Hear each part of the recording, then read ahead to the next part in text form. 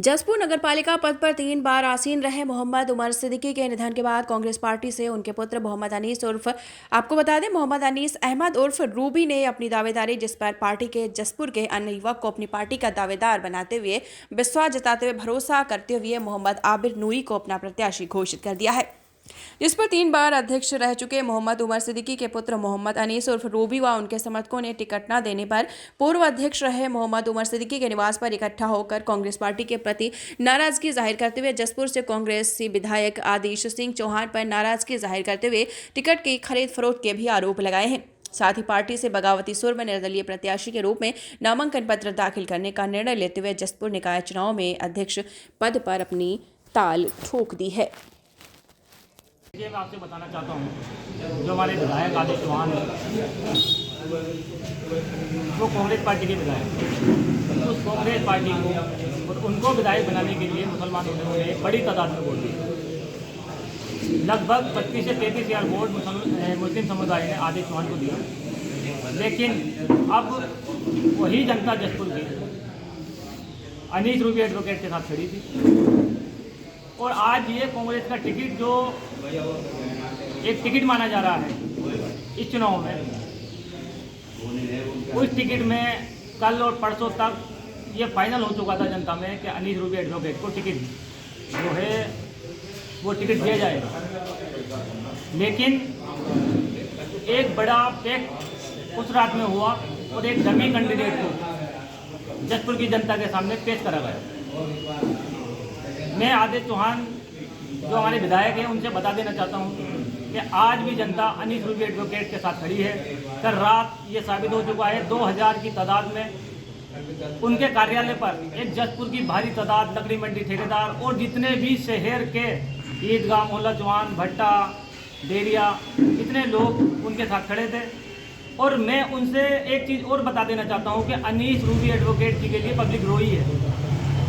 उनकी रोने की वजह ये रही है कि जिस विधायक को हमने उनके वालिद साहब मोहम्मद उमर की वजह से उनका विरोध को ख़त्म करते हुए उन्हें विधायक बनाया था, और आज वही पब्लिक अनीस रूबी एडवोकेट के लिए वोट और सपोर्ट के लिए खड़ी है। वो तन मन धन उनके लिए लगाने के लिए तैयार है। एक बड़ी तादाद में उनके लिए चंदा भी इकट्ठा हो चुका है। मैं उनसे बता देना चाहता हूँ उनकी ये गलती उनको एक बड़ा अफसोस 10 दिन वोट खुलेंगे उस दिन करना होगा, क्योंकि जसपुर की जनता अनीस रूबी एडवोकेट जी के साथ है और वो नहीं चाहती कि एक तकब्बुर वाला आदमी जसपुर का चेयरमैन बने। वो हमेशा गरीब आदमी को चेयरमैन बनाना चाहती है। जैसे मैं आपको बता दूं कि हमारे बुजुर्ग मुख्तियार साहब एक गरीब आदमी थे, वो जसपुर का चेयरमैन बने।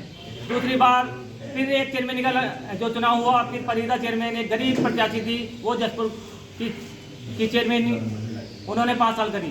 फिर तीसरे प्रत्याशी आए मोहम्मद उमर सिद्दीकी, वो भी गरीब थे, उन्हें लोगों ने चंदा दिया, उनको 3 बार चेयरमैन बनाया। जैसे मैं इन श्रेणी में खड़ा करूँगा हाजी जाय साहब को, उस टाइम वो भी गरीब आदमी थे, जितने खड़े थे सब उद्योगपति थे, लेकिन एक हाजी जाय को गरीब होने की वजह से जसपुर की जनता ने चेयरमैन बनाया। जब भी यहाँ चेयरमैन बना, कहने का मतलब ये है, जब भी यहाँ चेयरमैन बना एक गरीब आदमी चेयरमैन बना जो गरीबों के साथ चलता है। यहाँ पे उद्योगपति और मालदार आदमी का कोई काम नहीं है, क्योंकि उद्योगपति और मालदार आदमी कभी आवाम की बात नहीं सुनता। वो 300, 500, 700 रुपये का काम कभी जनता के नहीं कर सकता, क्योंकि उसके पास इतना टाइम नहीं होता। और मैं एक चीज़ और बता देना चाहता हूँ कि आने वाला समय मोहम्मद अनीस रूबी एडवोकेट जी का होगा, और जनता ने खुले लफ्जों में ये ऐलान कर दिया है कि टिकट कोई मायने नहीं रखता है चुनाव में। और जो टिकट मायने रख रहा था वो भी अनीस रूबी एडवोकेट की वजह थी, और आज अनीस रूबी एडवोकेट जी को टिकट नहीं मिला तो इस टिकट की कोई भी मायने नहीं।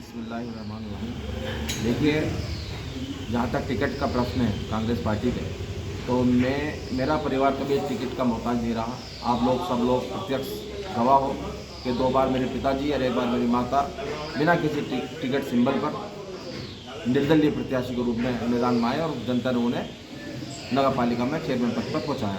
जहाँ तक मेरे टिकट का सवाल था, क्योंकि कांग्रेस पृष्ठभूमि के होने के नाते 2022 में मेरे पिताजी ने बीमारी की हालत में आदेश सिंह का इलेक्शन लड़ाया, क्योंकि उनका बहुत विरोध था, जनता में बहुत विरोध था। मगर मेरे पिताजी के चेहरे पर जनता, खासतौर से मुस्लिम समाज एक हुआ, राजेश सिंह के साथ आके खड़ा हुआ, और हमने भी बहुत मेहनत की। इसी को दृष्टिगत रखते हुए हमने सोचा, कुछ साथियों की राय हुई कि आप कांग्रेस का सिंबल पर चुनाव लड़ी, हमने प्रतिवेदन किया और हमें आश्वासन था पूरा। और आदेश सिंह चौहान जो विधायक हैं वो हमें देहरादून पार्टी अध्यक्ष से प्रीतम सिंह जी से मिलवा के लेकर आए थे और यहाँ तक कि पर्चा कब भरा जाएगा ये सब डिस्कशन हो चुकी थी। मगर एंड में आके वही हुआ जो सबको डर था। सब लोग कहते थे हमसे कि आपको टिकट नहीं मिलेगा, ये टिकट पैसों में बिक जाएगा, मगर हमें विश्वास था कि आदेश सिंह पिछली बार की तरह इस बार नहीं करेंगे। मगर हुआ वही जो लोगों की आकांक्षा थी।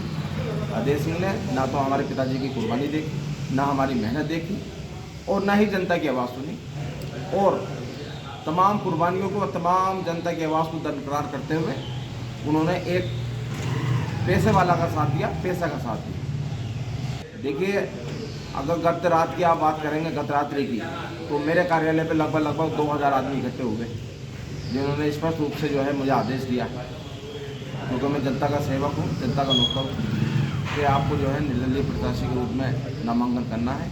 और उसी क्रम में कल सोमवार को मैं अपने कार्यालय से निर्दलीय प्रत्याशी के रूप में अपना नामांकन